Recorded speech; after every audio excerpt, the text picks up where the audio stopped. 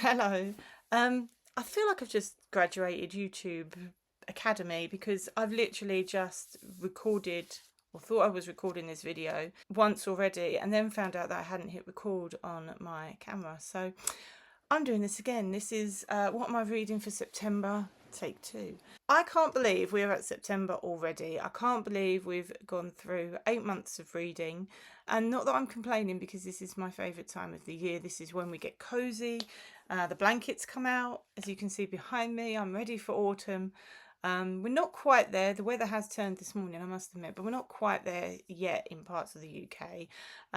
But I'm hoping it will be soon. But anyway, let's get on with the reading. That's what you're here for. So you don't want to hear about me and the UK weather. So for August, what did I read? Well, August was Indie Author Month, and all the books that I read in August were indie books. So I started with Murderous Fairies by Nicole Broner, which is the second book in the Midnight Detective agency. I read the first book earlier this year and really enjoyed it. And I was really excited to read the second book, which it did not disappoint.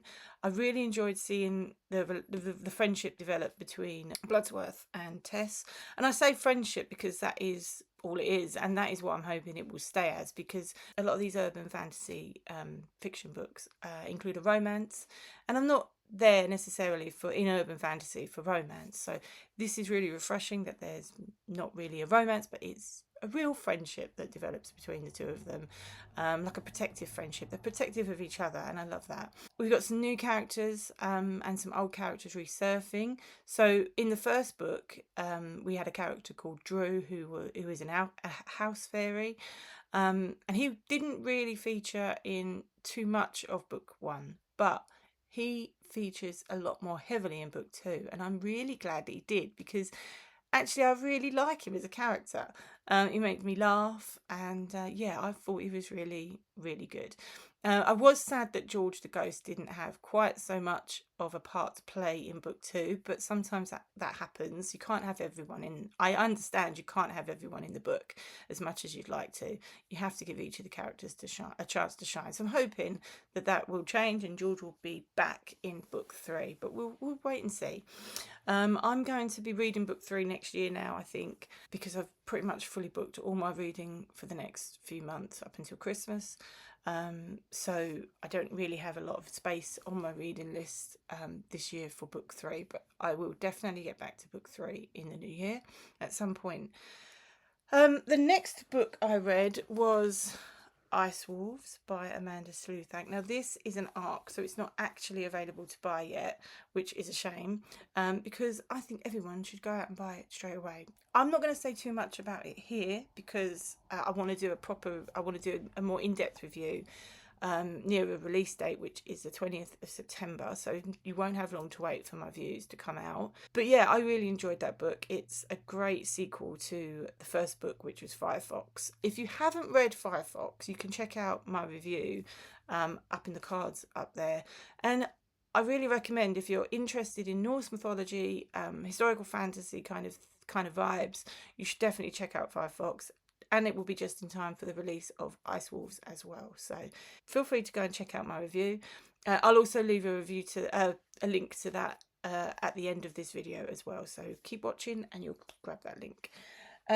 So I was also going to read the next book in the Bound and the Broken series, which is called Of Empires and Dust by Ryan Cahill. But I didn't, because I knew that by the time I'd finished Murderous Fairies and Ice Wolves, I didn't have loads of time left in the month. And I was really, you'll find out why I was really adamant I needed to start a certain book in September. And I knew that if I started Of Empires and Dust, I either wouldn't finish it because I put it down and not revisit until the new year, or I just would have to keep reading it, and then the book that I really want to read would sit on my shelf for months and linger, and I didn't want that to happen. So I decided to move Of Empires and Dust to next year. So I will be reading that in the new year now. I've just had a lot of heavy books in that. There's a lot of heavy books in that series, and I wanted more lighter, more cozy kind of books. With that in mind, I went on a bit of a hunt to find an indie book that had autumnal vibes, because even though the weather was hot outside, I really wanted autumn and cozy. And I ended up finding a series that I already had on my Kindle actually, and it's a Little Bampton series by Beth Rain, but book 4 in that series was called Autumn Cuddles and Muddy Puddles. So I decided to read that one.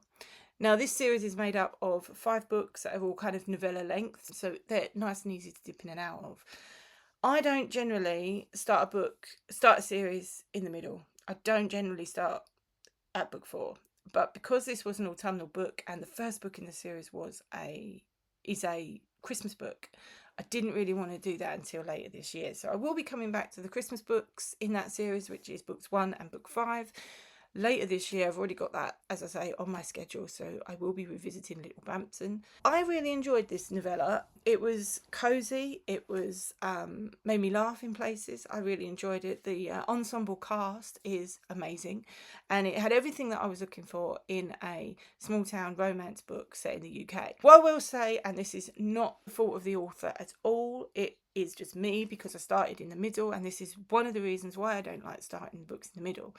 If you start series at the beginning, you get a measure of all the characters and how they fit together in the village, in the town, explained to you straight away. But obviously, by the time book 4 rolls around, you've had 3 other books that have kind of explored their relationships and their dynamics. Book 4, you're not getting that anymore. It's not explained anymore. It's just what it is. And at times, especially at the beginning, I was slightly overwhelmed by who was who and their kind of characters and how they fit together.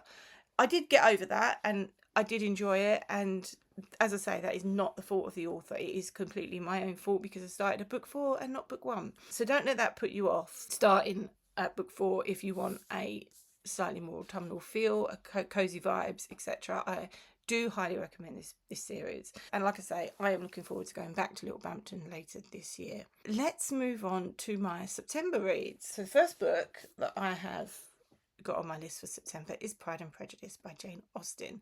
If you watched my Jane Austen video a couple of weeks ago, you will know that I really wanted my own copy of Pride and Prejudice, and I found this beauty in their gift shop. So I'm really excited to start this. I have kind of started it. That's my bookmark. I've literally read like 4 pages or something, so I'm really looking forward to getting into that one. I have read it before, and obviously I've seen the 1995 and the best version of Pride and Prejudice, but yeah, I want to read the book as well. Now this is the reason why I couldn't start Of Empires and Dust, because yesterday, which as I film this was the 28th of August, was release day for Skandha and the Spirit War by A.F. Stedman. Now, if you've watched any of my videos leading up to this, my Christmas recommendation for kids, anything like that, you will know that I love this series. This is my all-time favourite series. It's even beaten Eragon now to my top spot. This came out yesterday, and I was dying to get it, and I had it ordered from Amazon, and they took all day to get it to me. And by the time I got it in the evening, I didn't really have a lot of time to start it, but I have started it and I am loving it. And so that is my number 1 read for September, and I'll finish that probably over the weekend, or by the time you see this video, I might have already finished it, quite frankly, because when I start these books, I literally eat them up. I don't stop until I get to the end. So heaven knows what I'm going to be able to write this weekend. Will I be able to write? I don't know. And now the third book is a little bit more complicated, because I have 3 options that I'd like to read, but only 1 space left, and I don't really have any space for reading any of these in the next few months, because as I say, I've already booked my reading out until December, sorry. So the first book that I want to choose from, I'm going to choose here now on this video, by the way. I've got some little pieces of paper that I'm going to fold up and literally choose from, shake them up and choose from. So I've got, the first one is Hotel at the Heart of the Lakes. I talked about that in a recent video, book haul video. The next book is The House of Birds and Butterflies by Cressida McLaughlin. This was one of her first books, and I haven't read it yet, so I'm quite excited about that one. And The Bookshop on the Corner by Jenny Colgan. So I don't know what we'll choose. But I've got a box, and I'm going to put the, fold them up, give it a shake. There we go.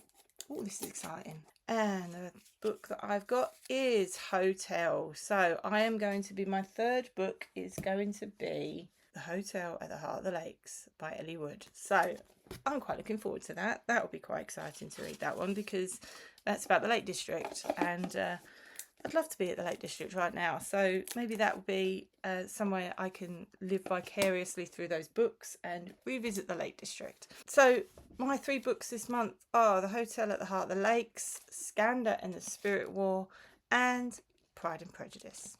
What are you reading this month? Let me know in the comments below, and we can have a chat about books. I will be back next week with a video about how I'm prepping for book fairs. Don't forget to check out these videos over here and over here if you want to continue following me on my journey, and I will see you next time with a brand new video. Have a great week. Bye.